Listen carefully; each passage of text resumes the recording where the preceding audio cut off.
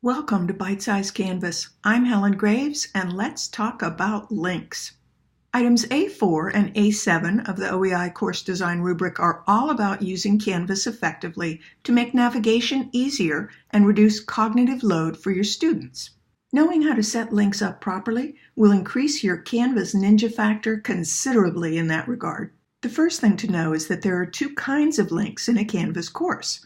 One is a link that takes the student to another area of the course, for example, from a content page to a discussion or to a PDF document that lives in your files area.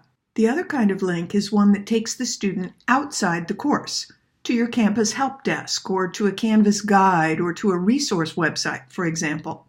The two types of links should be handled slightly differently. Here's a good rule of thumb for you to be aware of. For links that stay within the course, it's best for the link to take the student directly to the new location. For links to external web pages, you want the link to open in a new tab or window so the student can find their way back to their place in the course if they start clicking around on this new page. First, I'm going to show you how to set up a link that stays within the course. Start by highlighting your descriptive link text. Let me digress for a moment to remind you, or perhaps introduce you to, what constitutes appropriate descriptive link text. Good link text provides a clear and concise description of the page that will load when following a link, so the link is understandable out of context. It shouldn't include the word link to, nor should it be something non-specific like here or read more. This means you may need to edit your text a little bit before creating the link. Once you have the link text highlighted, in the Insert Content area, find the file or page or assignment or whatever you're linking to, in this case, a quiz. When you click it, the highlighted text automatically is converted to a link. It's also possible to insert the item directly just by clicking on its name. But be aware that your page or file name may be some weird kind of abbreviation that isn't going to make sense to your students, so you'll have to edit that. That's why it's often easiest to just type your descriptive link text first and then convert it. If the link is a file and you'd like it to auto-open in the preview window, there is one more step to take. After you've created the link, while the link text is still highlighted, click the link icon in the Rich Content Editor.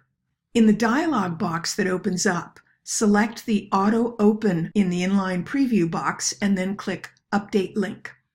When you save the page, students will have the link to download the document. They'll also be able to see it in the preview window.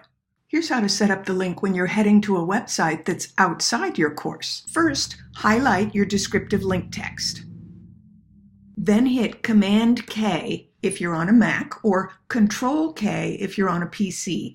It opens this lovely dialog box that lets you set the link to open in a new window, no messing in the code required. In the URL field, paste the URL for the page. The text to display is already taken care of because I highlighted my link text. I checked with my accessibility folks who concurred that you really don't need to worry about the title field. It's meant to expand on the meaning and destination of the link for students who are using a screen reader. But my sources said many screen reader devices, by default, don't read the title field, so not to worry your pretty little head about it. As with all things, this might change in the future. Here's the important part. In the target field, click the drop-down arrow and select New Window. Then click OK, and when you save the page, by clicking the link, it's going to cause a new tab to open up. That's it for now. Until next time, this is Helen wishing you a Canvalicious day.